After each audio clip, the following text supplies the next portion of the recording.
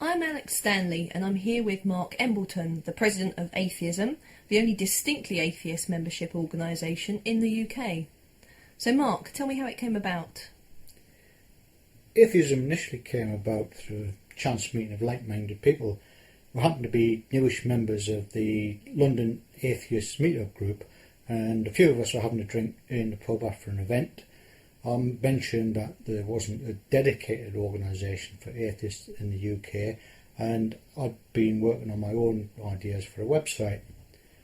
We then got on to discuss ideas for campaigns, and it just grew from there. Within a few months we'd set up Atheism as a registered company, created our website at atheismuk.com, and had a small committee of volunteers. The rest was just a lot of hard work. So that's how it began. Tell me about the organisation itself. Well, as you've already mentioned, Atheism is the UK's newest and only dedicated atheist organisation. It's run by atheists for atheists. Our main focus is on campaigning against the false claims of religions and how these misguided religious views are forced on the rest of society. Importantly, we aim to achieve our goals through grassroots activism and member involvement. We're the first membership organisation to do this from a purely atheist perspective. Well, the UK is in practice a fairly secular country with non-theistic organisations such as the National Secular Society, the British Humanist Association, the Centre for Inquiry and others. In fact, some might say that you are simply watering down the work done by these other groups. So why is this organisation required? Well, I don't think this organisation is required. I think it's absolutely essential. Yes, as you say, the UK is a relatively secular country, but I'd put it more strongly than that and say that the majority of the population have no interest in religion at all, and are sick of so-called religious leaders trying to force their views on society. At Atheism, we'll be openly challenging faith in religion, but particularly the fact that religion's claims are simply false. We want to unite the huge community of atheists out there who want to have their voices heard. We want a society where people can and should feel proud to be free-thinking atheists. So what sort of activities will Atheism be undertaking? Essentially, we're a campaigning organisation with a focus on member involvement. That means we develop new campaigns with the help of our members and also from the research that we do at committee level. Our main activity is the ongoing programme of campaigns we run, and we'll add to these as issues arise. Some of our current campaigns include, for example, Atheology, which is a series of leaflets. These give an atheist perspective on religious concepts like creationism or faith, for example. And anyone can download these for free from our website to distribute. Religious education in schools is a major campaign. Our Don't Believe It, Don't Ticket campaign aims to encourage people to be honest when giving their religious beliefs on the census form. That's the one that will be dropping through your door next year in 2011. And we've just written to all 650 new MPs to ask them what their religious beliefs are. All campaign details are on our website. So a lot going on. How can people join the organisation and get involved then?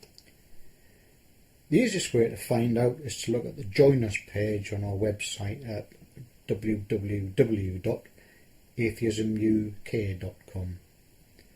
Anyone can get involved at various levels, from simply commenting on the articles on our website all the way through to setting up local groups and becoming committee members themselves. You can join as a supporter of atheism for free, or there is also the full member option, which will help provide vital funds for our work. And finally, a question that interests me, and I'm sure many other people: what was your own personal journey? In other words, how did you become an atheist? My point is that I didn't become an atheist. I've always been an atheist, and I've never believed in a god or gods or any religion. I was born an atheist, as that's the default position for every human that's ever lived. We're not born with any religious beliefs. These are forced on us by parents and society. So what was your experience of religion as a child?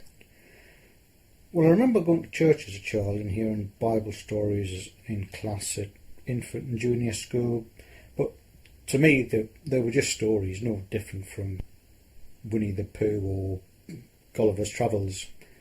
As soon as I started grammar school, I got my parents to write to the headmaster and get me excused from RE classes. There was no question or argument about this from the school in 1969, but it seems to be more difficult to do this nowadays in schools. That just doesn't seem like progress to me, and is an indication of how the religious lobby has crept into education by stealth. As far as I'm aware, I think I was the only person in the whole school to be excused RE, and I just sat in the corner of the classroom, did my homework while my classmates were all learning about the Bible. Mind you, the RE master did insist on calling my desk Heathen's Corner. Probably the most important thing, apart from my own attitude, was that my parents never really talked to me about religion and never told me that I should believe in any particular religion. They just left me to make my own mind up. This is how it should be for every child, but like many people who don't have any religious beliefs, I was content to ignore religion. Essentially, if they didn't bother me, I wouldn't bother them. So when did this start to change for you then? It was during my time with the Metropolitan Police in London. I remember the first time I went to court to give evidence. I stood in the witness box and I had a Bible thrust at me to take the oath. When I said I wanted to give the affirmation rather than swear on a Bible, you could have heard a pin drop. You'd think I'd just announced that I was the Antichrist or something. That's when I started to rethink my whole passive attitude to religion and society. Since then, I've taken the time to study various religions, and as an atheist I probably know more about religion than many people who claim to be religious. It's a shame that people who claim to be religious don't do the same, rather than just being spoon-fed what to believe. For me, not only is that lazy, it's an insult to the potential of the human intellect, and just keeps them in a permanent state of gullibility and subservience to some non-existent God. We don't need religion, but as long as it persists, we definitely need atheism. Mark Embleton, President of Atheism, thank you.